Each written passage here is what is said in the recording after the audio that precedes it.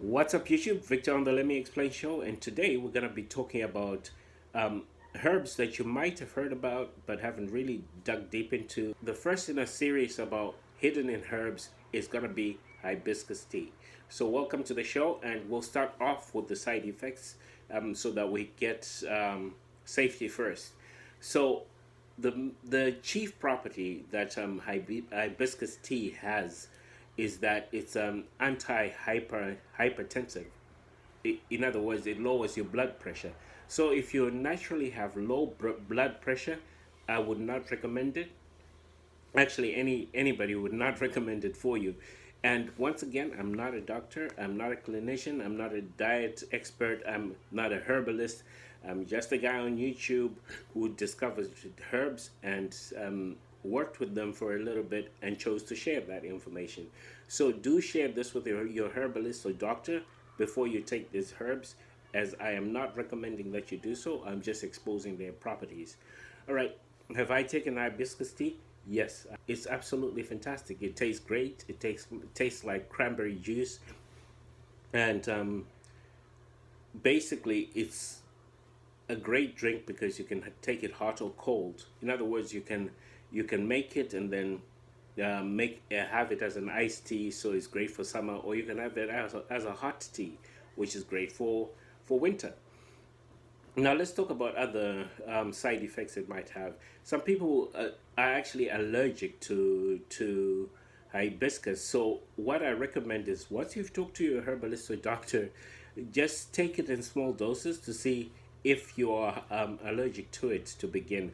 Some people develop itchy red eyes, their sinuses, or hay fever as a result of consuming hibiscus tea. So just take it in small doses after you've done your research and consulted the right people for you.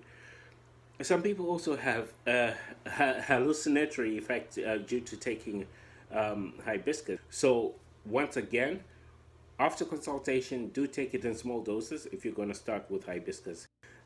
So hibiscus tea is not recommended for women, for pregnant women, and for those undergoing hormonal treatments or taking birth control pills.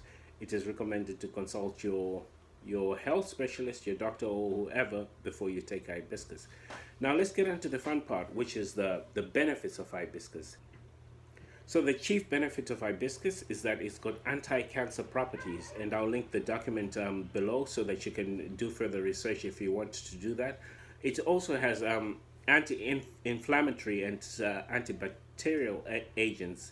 That's because it's rich in vitamin C. The third one is it relieves menstrual pain. So the ladies, there you go.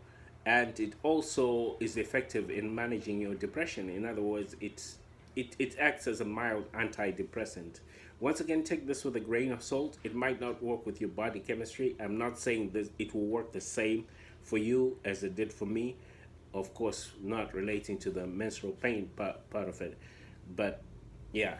Okay, so we've talked about it having antidepressant as an antidepressant agent.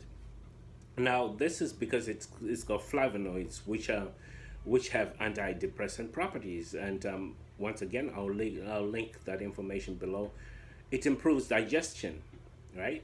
Now, the best part about this is because hibiscus comes from the flower, from the hibiscus flower. Basically, it's purely natural. There are no additives to it, and you just dry the leaves or buy the dried leaves and pour boiling water on them. You have tea.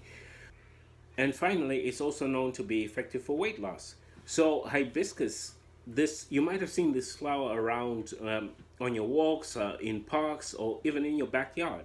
And the great thing about it is it's generally non-toxic, and besides the side effects I mentioned earlier, it makes a great tea. It's great for it gives you amazing benefits, and I'll run through those very quickly so that we sum up this video.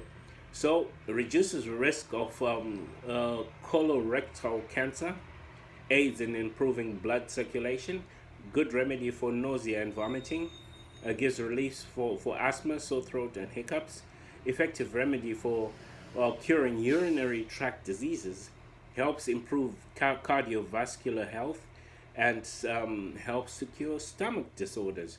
So there's a lot that hibiscus does, and if you do further research, you'll find that it actually has been used in many different cultures, which further validates its qualities and its properties.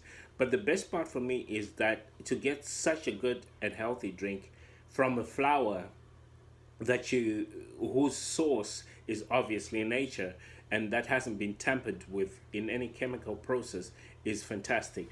And what I have here is a sample of hibiscus I bought. This is just a small bag, and this cost me about $2 at my local grocery store. Of course, you can buy it for much less in bulk. Not to say that's expensive. I mean, $2 for maybe 10, 20 cups of tea. I'm not complaining about that. So it is cost effective. It is healthy for you. It tastes great, and why not? So this has been Victor on the Let Me Explain show.